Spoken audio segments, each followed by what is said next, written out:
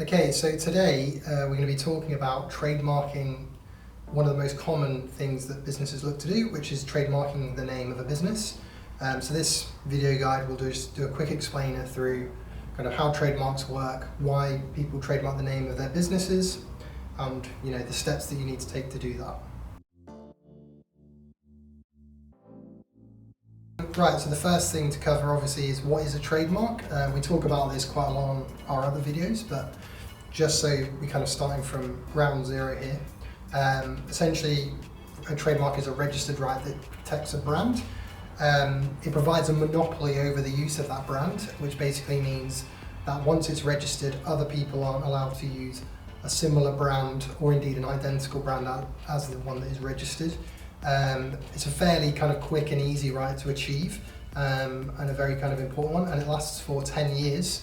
But ultimately it can last indefinitely so long as the company who owns it kind of continues to renew it. So it's one of the most kind of fundamental intellectual property rights. So why trademark the name of a business? Essentially, the business name always tends to be the core brand. It's the brand upon which all of the other brands that a business kind of owns are typically related to. You could imagine it's kind of like the centrifuge of the solar system within the galaxy of brands. So again, the example I like to use is McDonald's. So the name McDonald's is the most important brand to the company McDonald's, but they also have things like the logo, which is the kind of M, the very famous kind of golden arches, but also things like Big Mac, chicken, McNuggets, and so on and so forth. The business name tends to have that kind of higher level of importance because, of course, all of the other brands are related to that brand, and that's kind of like the home of all of that recognition and kind of reputation.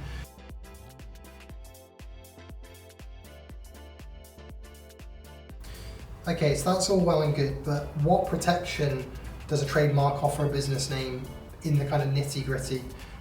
Well, the first things first, when it comes to trademark, as we understand it, once a trademark's registered, for all intents and purposes, and the legal detail is kind of down to the law and a legal professional, but ultimately it stops people coming into the marketplace with an identical or similar mark. So this is all kind of around the idea of confusion, where, for example, if a mark is similar enough to kind of make people think, well, that sounds very much like it's coming from, I don't know, Hugo Boss, for example, then that level of confusion may give rise to a trademark infringement claim. And what's specifically important about that, because brands can also be protected by non-registered rights, is that the ownership of a trademark allows you to have a very strong and robust reply to these kinds of instances where people are kind of coming in and around the brand. Whereas unregistered rights, such as those enforced through passing off, much more difficult to kind of essentially bring a claim, takes a lot more effort, takes a lot more money, takes a lot more kind of time and research to really prove that reputation, whereas the ownership of a trademark essentially gives you that monopoly right straight out of the box.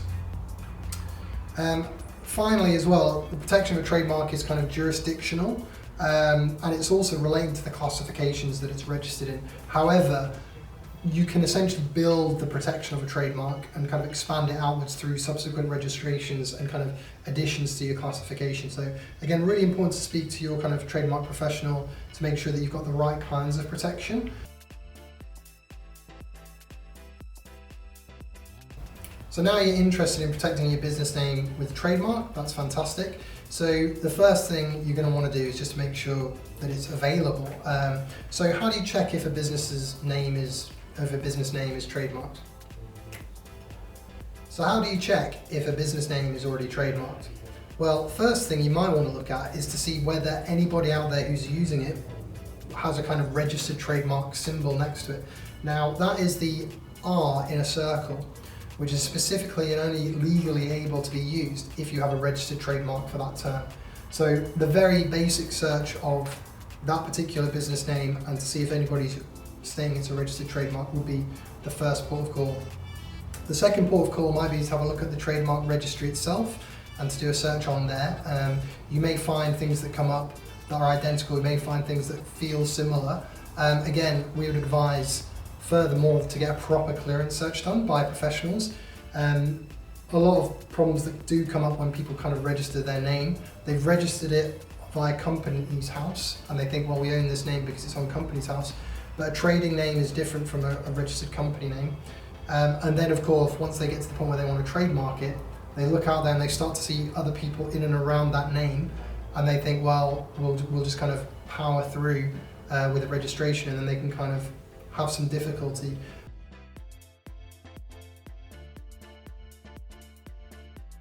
Okay, so now we're going to be looking at the actual process of trademarking the name of a business. So again, number one is that clearance search. So it's all about making sure that the road has been cleared for you to kind of seek this trademark registration. Again, there tends to be the case that most businesses have an idea of what they want to register, and sometimes when it comes to the clearance search and the kind of analysis, there might be some adjustments that need to be made to make sure that a business name can still be registered, whether this is to do with its ability to function as a trademark. Again, some things can't necessarily be registered, like descriptive terms and things of that nature. And indeed, the main issue being anybody else on the register that might cause a problem, whether they're similar or identical. But again, there are ways to kind of address that on a kind of case-by-case basis. So speak to your kind of trademark professional about that. So once the road has been cleared, the next step is to complete a trademark registration kind of application. Again, advise that you get professional help here. This involves kind of like creating a specification of how it's going to be used, which can again be tailored to avoid kind of issues with oppositions and kind of other people on the registry, but also you're going to want to make sure that you get the kind of broader scope of protection for how you're actually going to be using the brand. So again, it's that balancing act to make sure that you can kind of get the trademark registered, but also avoid any issues that might arise. The next step after that is to submit the trademark application to the IPO, at which point it's kind of examined by the trademark examiner, and then shortly after that, if it's passed the exam to see whether it can function as a trademark, then it becomes published and other people get to see it and potentially oppose it if they think it's too close to theirs, and so on and so forth.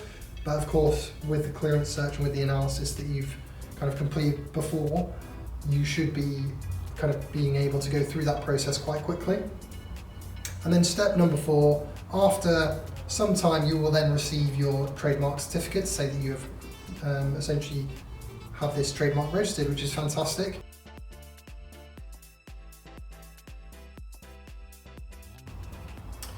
So, should you get professional help whilst registering your business name? It's a bit of a loaded question. We strongly recommend that any trademark registration is kind of looked at professionally. And again, you don't have to come to us, although we are very well placed to do so. I think the reason why we do recommend this is because as it's the first brand that businesses try to register, for the most part, it's the one that they typically do first and they get wrong first. You can limit the scope of your protection. You can not build an asset that's really, really kind of foundational for your business by not necessarily getting the detail right. And you can also run into some pretty sticky situations as it relates to oppositions and, even potentially having to rebrand as you kind of get a big, opposition or a dispute that emerges from a kind of an oversight within the application process. So ultimately, again, highly, highly recommended that you get professional help. And indeed, if you have had any issues with your own trademark applications that you have done yourself, again, we're more than capable and happy to help you.